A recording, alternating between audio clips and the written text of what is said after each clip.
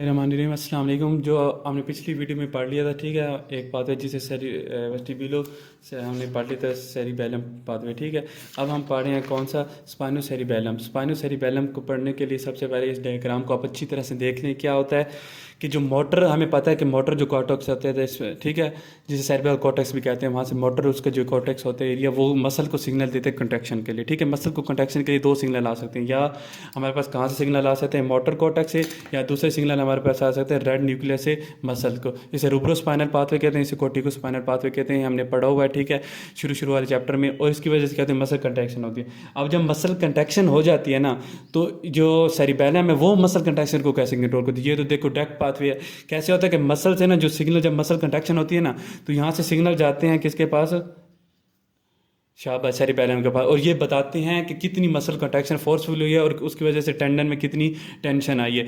तो मसल ये सिग्नल देते हैं किसको, सेरिबेलम को। और दूसरा सिग्नल जो है ना, ये जो मोटर कॉर्टेक्स से मसल को सिग्नल दे रहा था ना, तो ये साथ में एक कॉपी इसको भी दे देता है। इससे क्या हमें पता चलता है, इससे हमें ये पता चलता है जब मोटर कॉर्टेक्स है ना, ये मसल को जब सिग्नल देते हैं तो ये हमें क्या देता है, मतलब ये वो सिग्नल है जो इंटेंडेड है, मतलब ये हमें मोशन चाहिए।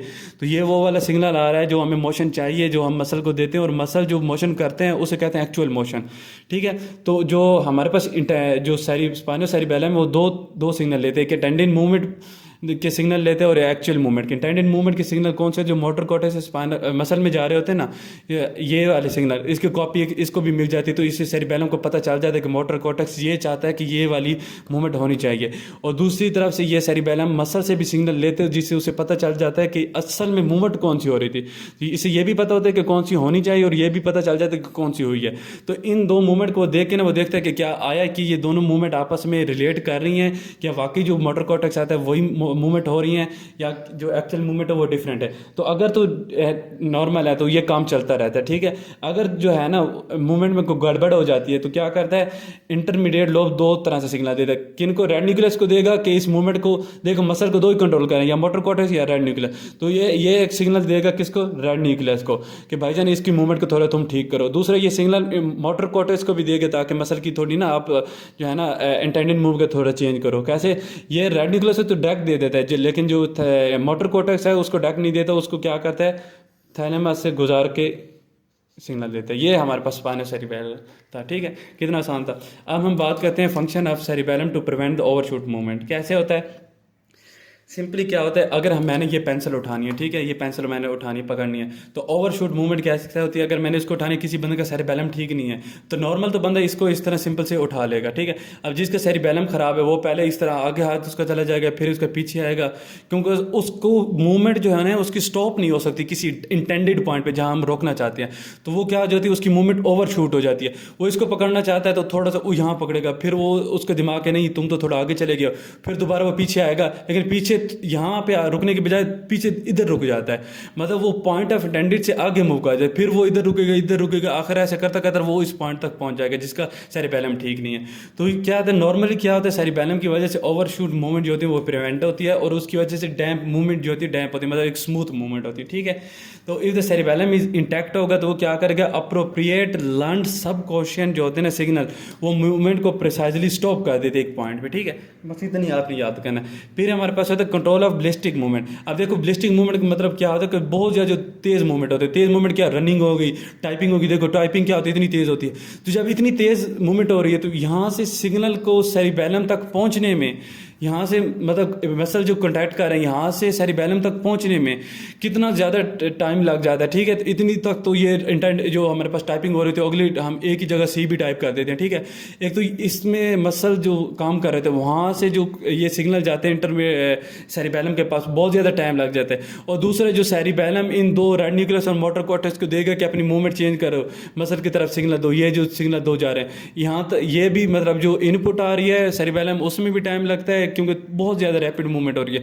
और दूसरे रेड न्यूक्लियस और मोटर कॉर्टेक्स को भी ये सिग्नल इतने जल्दी नहीं दे सकते कि इसको कंट्रोल करो, क्योंकि उसके सिग्नल देने तक अगली टाइपिंग हो जाती है। तो ये फिर कैसे होती है, ये क्या होता है कि ये जो टाइपिंग वगैरह और ब्लिस्टिक मूवमेंट होती है, ये क्या होती है, कंप्लीटली प्री प्लान होती हैं, ठीक है।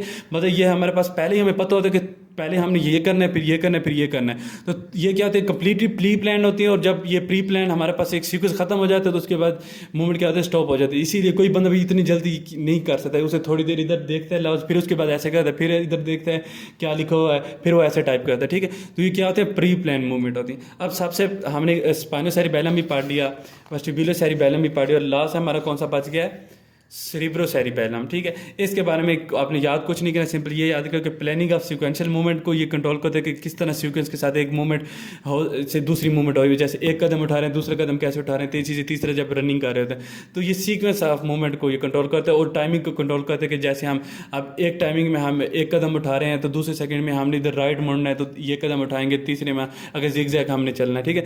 तो ये एक तो सीक्वेंस को मेंटेन करेगा, दूसरा टाइमिंग को, बस इतनी याद करना है। इसका कोई मैकेनिज्म अभी तक सही पता नहीं है, ठीक है।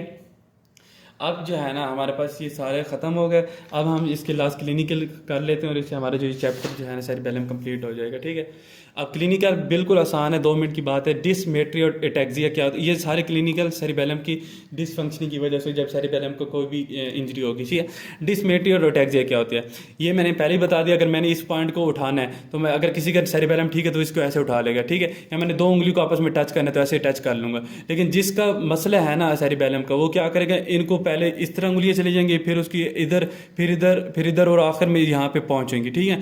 तो इस जो ये जो हमारे पास ये मूवमेंट हो रही है ना, जो ये हमारे पास इफेक्ट पैदा हो रहा है, इस इफेक्ट को हम क्या कहते हैं, डिसमेट्रिया कहते हैं। मतलब ये जो इफेक्ट जिसकी वजह से ओवरशूट मूवमेंट होती रहती है, और ब्रेन कहता है थोड़ा सा तुम आगे चलेगा, थोड़ा पीछे हो, फिर बहुत ज़्यादा पीछे चले, फिर ब्रेन कहता है आगे चले जाओ, फिर आगे चला।